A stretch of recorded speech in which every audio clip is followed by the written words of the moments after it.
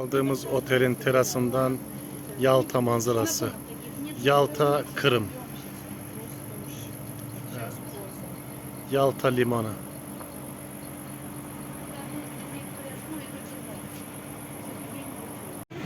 Evet, Yalta'da bir yürüyüş yolundayız şu anda. Buraya yeni geldik. İnanılmaz güzel bir şehir.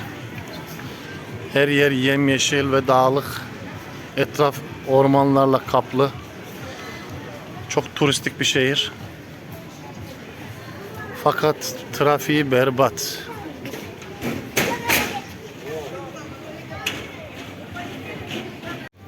Yalta Kırım. But this city more touristic than other cities. Senatori. This is Sanatorium Energetic before, but now shopping center.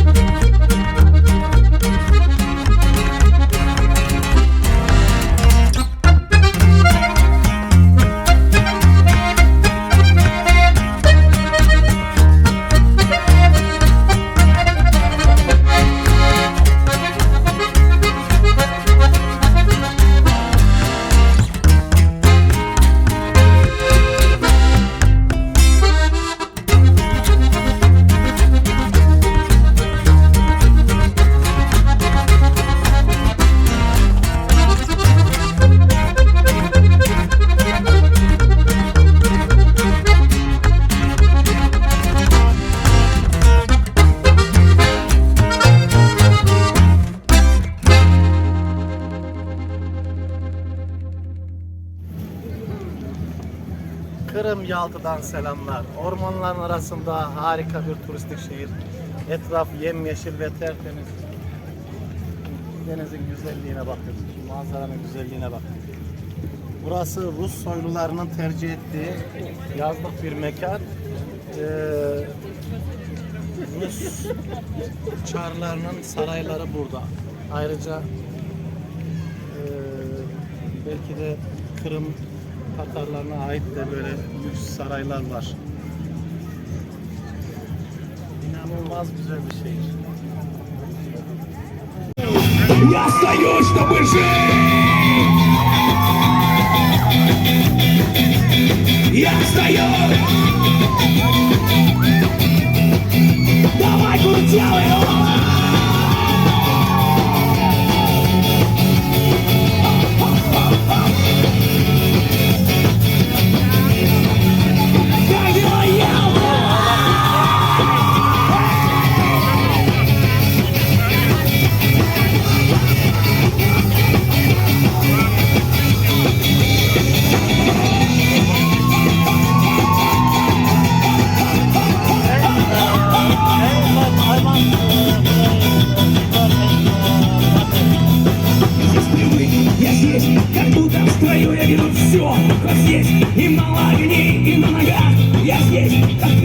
стою, что с